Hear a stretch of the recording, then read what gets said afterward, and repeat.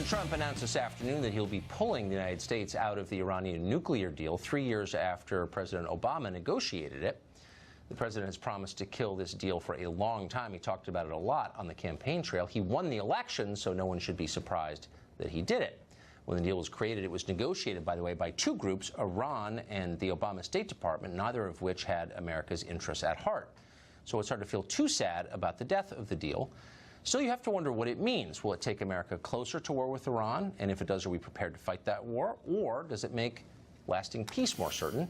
Michael Anton was a national security official in the Trump administration. He's just re-entered the private sector, and he joins us tonight.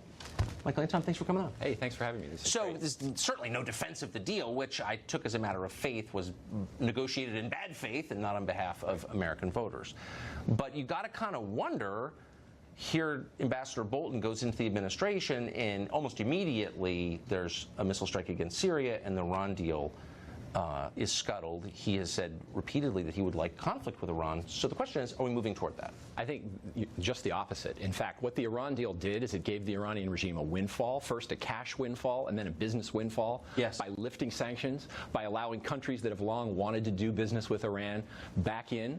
Germany especially, the UK, France, all started enacting commercial contracts with Iran. We've seen the Iranian GDP go up, and Iran's spending on ballistic missiles, on terror financing, on destabilizing activities, on continuing wars in Yemen and Syria, all of that rose since the Iran deal went through. By reimposing sanctions, which is what getting out of the deal does, it will reduce the amount of resources that the Iranian regime takes in, and it will reduce their ability to spread mayhem and chaos, and it will reduce conflict and the likelihood of war. Conflict with the United States? I mean, because I think maybe at the core of this is the question, I understand that Iran is a rogue nation and doesn't like the United States, but if you were to list a sort of hierarchy of nations that threaten us, would it be on that list? Oh, absolutely. It's one of the top nations on that list. How many acts of Iranian-sponsored terror have we had in this country in the last, say, 20 years? In the last 20 years? Well, there were, in this country, harder to say, but against U.S. interests that the Iranians have either backed or been involved in, there have been many. They blew up a dormitory in Saudi Arabia, the Khobar Towers. It's a famous case in 1996 that killed almost 100 Americans. They probably, we believe, trained and maybe even provided the explosives to the al-Qaeda terrorists that bombed the embassies in Tanzania and Kenya. Yes. We know the 9/11 Commission showed that they facilitated transit for the 9/11 hijackers. Bin Laden's own son lived in Iran for a time being. Yes. Documents that were captured when Bin Laden's home was raided in Pakistan that the Obama administration refused to release because it would paint a very dark picture of Iran and harm the possibility of getting the deal. The Trump administration finally released, and it shows Osama bin Laden on the record saying to his followers, you got to work with the Iranians. They hate the Americans as much as we do. This is a necessary and useful alliance, even if we have our differences. They're the great Satan, and we basically agree with that. We can work out our own differences later. That's a compelling data point. I would agree with that. I think it's really interesting. It hasn't received enough attention. McMaster, though, was for keeping the Iran deal, correct? Am I misstating that? No, I think you're misstating that. I think that there was a consensus in the administration that the deal was bad. We would give our European allies a reasonable chance to fix it. The president agreed with this, and the president said it in his January statement. If people can come together, if these nations can come together, fix the flaws, he'd be open to staying in. What you saw the action here today is that didn't happen. And look, I would say to the critics who say that President Trump was always eager to get out of the Iran deal, he certainly was, I think, eager to get out of it or fix it. But it's telling that we're now, 16 months into this administration, and he didn't do it on day one. No, you're absolutely right. He gave every chance to all parties to come together and see if he could make this thing better. And I think 16 months is plenty of time. It didn't happen, and he kept to his word. Michael Anton, you make a good case. Thank you very much. Thank you. Britt Hume is Fox's senior political analyst, and by senior we mean senior and wisest, and he joins us tonight. No, you mean age? No, I don't actually. I mean, when there's something genuinely perplexing, you were the first person I think of to explain it. That's a little frightening, but thank you. But so to you the question is, how much change will this mean for us in the United States? Does this have effects that most Americans will feel? Well, we don't know, because we don't know how effective we'll be able to be in reimposing sanctions without the participation of the other countries that were in the alliance that brought this treaty together. This executive agreement together. Right.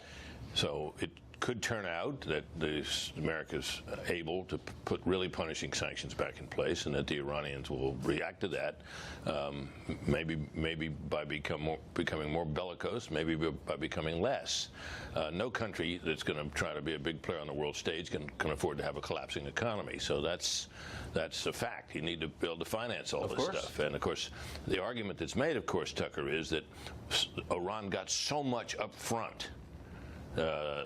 Stuff that's already out the door that Iran is enjoying the benefits of, as your previous guest Michael Anton mentioned, that getting out now doesn't really hurt them that badly, because much of the benefit is already accrued. That all remains to be seen. What I think it does show, Tucker, is the fragility of big international agreements that are not treaties. Now, lots and lots of executive agreements are made by presidents with other countries, usually not on something this major.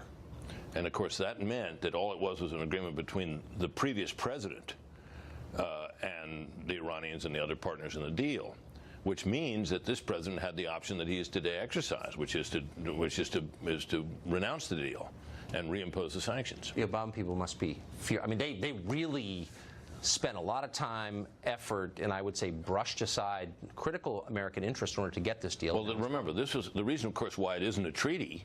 Is that the administration knew there was no chance in the world that it could pass the Senate, which, by a significant enough margin, if any margin at all, that it could be put into effect. So they did it the only way they could. And think of this, Tucker. He did a lot of things with his pen and his phone. A lot of regulations were imposed. A lot of things domestically were done, and they're all falling apart now. Yeah. So it's They were not permanent victories. No, so what, and we're still getting the results of the primaries tonight, but as you're watching so far what we know, is there a pattern that emerges? Well, it looks to me like, so far at least, we're talking about Republicans who are going to oppose Democratic incumbents in several states.